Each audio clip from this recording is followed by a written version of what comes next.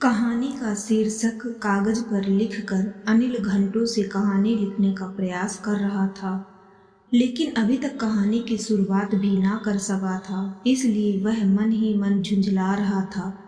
अंदर से दीपा के बड़बड़ाने की आवाज़ सुनाई पड़ रही थी। थोड़ी देर में शाम हो जाएगी और अभी तक घर में दिए नहीं आए। जनाब कागज कलम लिए बैठकर ध्यान लगा रहे हैं। सवेरे को अचानक दीपा धड़धड़ाते हुए अनिल के सामने आकर खड़ी हो गई और गुस्से से बोली, तुम्हें दीन दुनिया की कुछ खबर रहती है? कब से चिल्ला रही हूँ कि जाकर दिए लाओ और तुम हो कि सुनते ही नहीं। कागज कलम लिए बैठे हो। अनिल को अपनी ओर प्यार भरी नजरों से देखते हुए पाकर दीपा का गुस्सा शांत हो गया और शर्म से उसका चेहरा सिंदूरी हो गया।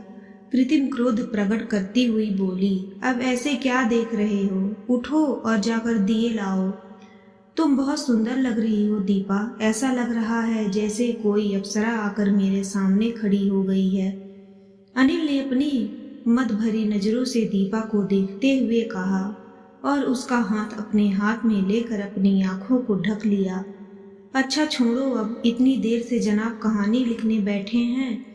वह नहीं लिख सके तो अब कविता करने लगे हैं, दीपा ने कहा और अपना हाथ छुड़ाकर अनुनय करती हुई बोली, देखो प्लीज अब देर ना करो, जाओ ना। जाना तो मैं भी चाहता हूँ मैडम, लेकिन आपको यूं अकेली छोड़कर जाने में डर लगता है। अनिल ने शरारत से कहा, जाओ जाओ, अब मुझे कोई रावण आकर नहीं उठा ले जाएगा, दीपा ने कहा और अनिल का हाथ पकड़कर उठाने लगी। अनिल झोला उठाकर जाते हुए बोला, अच्छा तुम सब तैयार रखो, मैं अभी आया। मेरा सब तैयार है, बस तुम जल्दी आ जाओ, दीपा ने कहा। दीपा की बात सुनकर अनिल दरवाजे से पलट पड़ा और बिल्कुल पास आकर दीपा की आंखों में झांकते हुए शरारती अंदाज से बोला, सब तैयार है तो मुझे बाहर क्यों भेज रही हो? जाओ हटो, दीपा ने कहा और उसे ठेल कर दरवाजे के बाहर करके दरवाजा बंद कर लिया।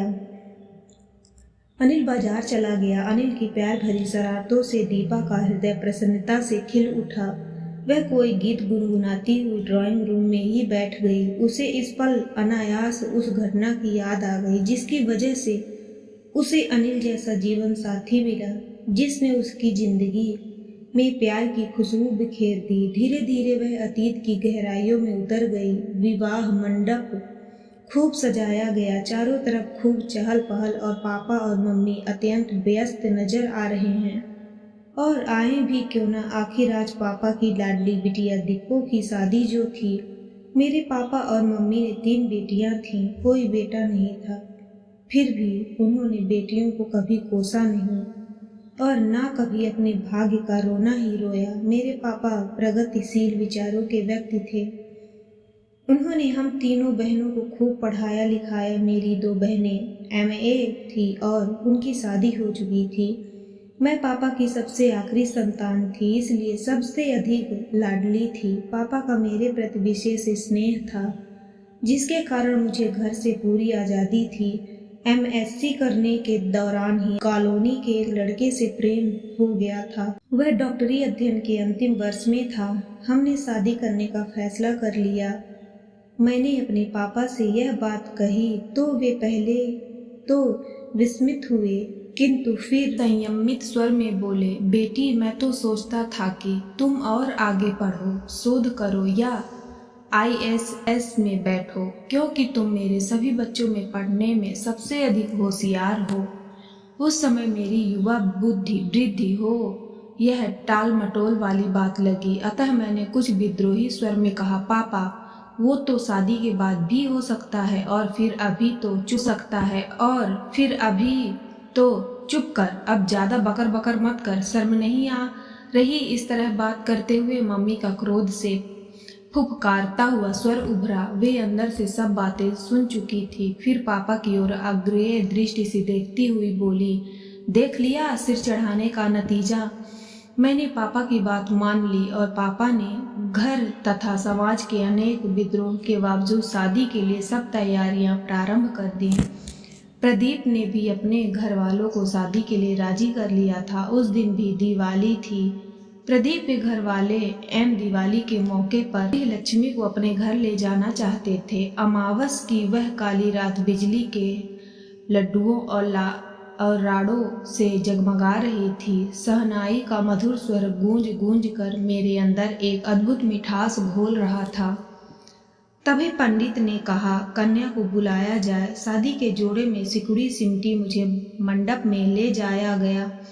मंत्रोच्चार का उच्च स्वर मेरे हृदय में तार तार को झंकृत कर रहा था। फिर पंडित ने गंभीर स्वर में कहा, अब सिंदूर दान का मुहूर्त हो गया है। तभी प्रदीप के पिताजी अचानक मंडप में खड़े हो गए और एकदम फिल्मी अंदाज में बोले, वशिष्ठ जी, पहले लड़के को दिए जाने वाले सब सामान यहाँ ला दीजिए। उनके इस अप्रत्याशित सवाल पर पूरा मंडप स्तंभ हो गया। मेरे पापा का चेहरा बेहद प्रभ हो गया, किंतु अपने को संयत करते हुए वे बोले, पांडे जी, आपको अचानक क्या हो गया? जो चीजें लड़के के लिए आई हैं उन्हें तो मैं दूंगा ही। आखिर अब प्रदीप मेरा भी बेटा है। नहीं, आप अपने शब्द जाल में मुझे नहीं फंसा सकते। पहले सब सामान लाइए। प्रदीप के पिता ने निर्णायक स्वर में कहा। मेरे पापा बहुत स्वाभिमानी हैं। उन्होंने कभी अन्याय और अनीति से समझौता नहीं किया। ब्राह्मण होने के बावजूद वे पोंगापंथी लोगों के बहुत खिलाफ रहते थे, किंतु मैंने देखा कि आज अपनी प्यारी बिटिया के सुख के कारण उन्होंने अपमान का यह घूंट पिया और सब सामान बाहर लाने का आदेश अपने आदमियों को दिया। मंडप में स्कूटर, टीवी, घड़ी, बर्तन आदि सब सामान लाकर रख दिया गया। सभी सामान को एक एक कर देखने के बाद प्रदीप के पिता ने कहा, हाँ, यही सामान है। चलो कोई बात नहीं, बेटे की नादानी का हर्जाना तो भरना हो पड़ेगा, लेकिन नकदी किधर है? अब मेरे पापा का चेहरा अपमान और क्रोध से लाल हो गया। फिर भी वे अपने को संभालते रहे। उन्होंने कहा, समधी साहब, आपके और हमारे बीच तो लेन देन की बात ही नहीं थी। हम दोनों ने ही बच्चों की खुशी के लिए इस रिश्ते को खुशी खुशी मंजूरी दी थी और फिर मैंने अपनी औकात से ज्यादा ही सामान दिया है। अगर यही औकात थी तो एक डॉक्टर लड़के को फंसाने के लिए अपनी लड़की को क्यों उकसाया? प्रदीप के पिता ने व्यंग पूर्वक कहा, चुप रहिए पांडे जी, बकवास की भी हद होती है। मेरे पापा ने कहा। उनका चेहरा क्रोध से तमतमा गया था। अच्छा, तो मैं बकवास कर रहा हूँ? अपने दरवाजे बुलाकर मेरी बेइज्जती कर रहे हो? ठीक है प्रदीप, बेटा उठो, अभी चलो, अब यह शादी नहीं होगी, कहकर प्रदीप के पिता उसे उठाने लगे। मेरे भविष्य का ख्याल कि मेरे पापा अब एकदम नरम पड़ गए और लगभग गिड़गिड़ाते हुए बोले, ऐसा मत कीजिए पांडे जी, मेरी बेटी की जिंदगी का ख्याल कीजिए, अपने बच्चे की खुशी का ख्याल कीजिए। फिर वे एकाएक प्रदीप की तरफ मुखातिब होते हुए बोले, बेटा प्रदीप, तुम ही समझाओ न अपने पिताजी को। लेकिन प्रदीप कुछ न बोला। पूरी घटना के दौरान वह एक मूक दर्शक बना रहा। मेरी हालत अत्यंत दयनीय हो गई थी। मुझे ग्लानि हो रही थी कि मेरे कारण मेरे पापा का अपमान हो रहा था। अब मुझसे चुप ना रहा गया। मैंने लोक लाज को एक किनारे करके प्रदीप को भरे मंडप में पकड़कर झिंझोड़ा, क्यों अब बोलते क्यों नहीं? हमें जलील कराने के लिए बारात लेकर आए थे। लेकिन वह कुछ नहीं बोला और अपने को छुड़ा कर जाने के लिए मुड़ा ही था कि किसी की बुलंद आवाज मंडप में गूंजी, एक कायर आदमी दूसरे की इज्जत क्या समझेगा? आप लोग व्यर्थ उसके सामने गिड़गिड़ा रहे हैं। सबका ध्यान उसकी तरफ चला गया और मेरा भी। एक सावला सुगठित युवक सामने खड़ा था। क्रोध से उसका चेहरा लाल हो रहा था। वह धीरे धीरे आगे बढ़ा और मेरे पापा के पास आकर अत्यंत विनम्र स्वर में कहा, आप परेशान ना हो, आपकी बेटी के लिए प्रदीप से भी योग्य लड़के मिल जाएंगे। मेरे पापा ने उस युवक की ओर आश्चर्य से देखा और कहा, वो तो है बेटा, लेकिन इस समय तो मेरी बेइज्जती हो ही रही है। नहीं, आप ऐसा ना सोचिए, यह आपकी बेइज्जती नहीं हो रही, यह उस नौजवान की बेइज्जती हो रही है जो डॉक्टरी की उच्च शिक्षा प्राप्त करने के बाद भी गधे की तरह अपने पिता के घृणित आदेश के घूंटे से बंधा है। वैसे यदि आप बुरा ना माने तो मैं एक बात कहूँ, उस युवक ने साफ और सधे स्वर में कहा। नहीं बेटा, बुरा क्यों मानूंगा, बोलो। पापा ने कहा, मैं एक सिविल इंजीनियर हूँ। यदि आप और आपकी लड़की मुझे पसंद करें तो मैं इस रिश्ते को अपना सौभाग्य मानूंगा। युवक ने कहा। मेरे पापा का चेहरा प्रसन्नता से खिल उठा, लेकिन दूसरे ही पल उन्होंने मेरी ओर मायूस नजरों से देखा। मैंने अपने को संभाला और पापा की ओर देखकर मुस्कुरा दी। बस फिर क्या था, मेरी और उस युवक की शादी उसी मंडप में उसी समय हो गई। वह युवक और कोई नहीं बल्कि मेरा अनिल ही था। मंडप में मैंने सोचा था कि यह लड़का बड़ा गंभीर स्वभाव का होगा, लेकिन शादी के बाद कई सालों में मैंने जाना एक तरफ चट्टान की तरह दृढ़ एवं गंभीर है, तो वहीं दूसरी तरफ प्यार के मामले में जनाब किसी शायर से कम नहीं। मुझे अपने भाग्य पर कभी कभी विश्वास नहीं होता। तभी दरवाजे की घंटी बजने से दीपा का ध्यान भंग हुआ। उसने देखा 6:30 बज गए थे। वह अति ख्यालों में ही डूबी रही। सोचा अनिल दिए लेकर आ गया अपनी झेप मिटाने के लिए। बड़े गर्मजोशी से आइए आइए जनाब, तशरीफ ले आइए कहते हुए उसने खोला तो सामने तो वही व्यक्ति खड़ा था जो उसे देखकर हतप्रत हो गई। उसने मुख से मुश्किल से निकला, आप अंदर जाने को नहीं कहोगी, अंदर आने को नहीं कहोगी। किंतु इतना कहने में भी उसका स्वर कांप गया। अब तक दीपा अपने को संयत कर चुकी थी। बोली, आइए। अंदर आकर कमरे में पड़े सोफे पर बैठ गया। उसी कमरे में एक कुर्सी पर दीपा भी बैठ गई। कमरे में पसर गए सन्नाटे को तोड़ते हुए आगंतुक ने कहा, इंजीनियर साहब नहीं दिखाई दे रहे हैं, वे बाजार गए हैं। दीपा ने तटस्थ भाव से जवाब दिया। फिर बात वही समाप्त करने के उद्देश्य से बोली, मैं आपके लिए चाय लाती हूँ। केवल चाय पर ही टालने का इरादा है, फिर से मुस्कुराते हुए कहा। दीपा ने उसकी तरफ कोई ध्यान नहीं दिया और अंदर से कोल्ड ड्रिंक्स की एक बोतल लाकर उसके सामने टेबल पर रख दी। बोतल को हाथ में लेकर घुमाते हुए कहा, कैसी हो? मैं ठीक हूँ, आपने कैसे तकलीफ की? दीपा ने कहा, इस शहर के सरकारी अस्पताल में मेरा ट्रांसफ़र हो गया है।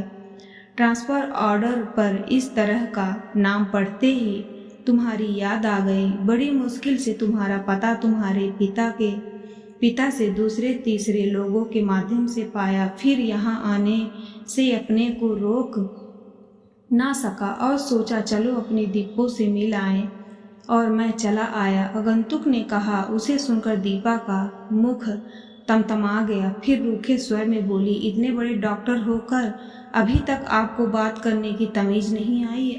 आपकी दीपो आज से 4 साल पहले ही मर गई। यहाँ कोई दीपो नहीं रहती। मैं श्री अनिल कुमार शर्मा की पत्नी दीपा शर्मा। चेहरा एक पल को म्लान हो गया। फिर भी उसने व्यंग्यपूर्वक मुस्कुराते हुए कहा, वो तो बंगले पर लगी नेम प्लेट देखकर ही जान गया था, जहां मिस्टर और मिसेस शर्मा के नाम साथ साथ लगे हैं। पति पत्नी को समानता का यह भी एक अजीब नमूना देखने को मिला आज। जो सिंह पुरुष होते हैं वे अपनी पत्नी को इज्जत और बराबरी का दर्जा देने में कभी नहीं हिचकिचाते, किंतु जो कायर होते हैं वे एकांत में तो स्त्री के तलवे चाटते हैं, लेकिन दूसरे के सामने उसे अपमानित कर अपने पौरुष का प्रदर्शन करते हैं। और शायद आप उसी श्रेणी के हैं, दीपा ने कहा और उठ खड़ा हुआ और उत्तेजित स्वर में बोला, अपने घर में मुझे गालियां दे रही हो, मेरे घर में आकर मुझे फिर अपमानित करना चाहते हो? मिस्टर प्रदीप कुमार पांडे, लेकिन यहाँ आपकी दाल नहीं गलेगी। अब सीधे यहाँ से रास्ता नापिए और फिर कभी अपनी दीपो से मिलने का ख्याल भी मन में मत लाना, समझे? दीपा ने क्रोध में एक एक शब्द चबाते हुए कहा। प्रदीप तेजी से बाहर चला गया। दरवाजा बंद करने के लिए बाहर के कमरे में आते ही दीपा चौंक उठी। वहां अनिल न जाने कब से खड़ा था। अनिल को देखते ही दीपा का तमतमाया हुआ चेहरा रुआसा हो गया और वह अनिल के सीने में मुख छुपाकर फपक कर रो पड़ी। रोते नहीं दीपा, तुम तो एक बहादुर नारी हो, मुझे तुम पर गर्व है। चलो देखो, गोधूली की बेला हो गई है, दिए नहीं जलाओगी? अनिल ने कहा। दीपा के आंचल में आंसू पोंछते हुए अनिल ने सभी दिए लिए और उन्हें जलाकर रखने लगे। उसने अनिल की ओर प्यार भरी नजरों से देखा और अनिल ने उसके अश्रु मिश्रित चेहरे पर एक गहरा चुंबन जड़ दिया। उसी समय पूरा घर गोधूली के दीप से जगमगा उठा।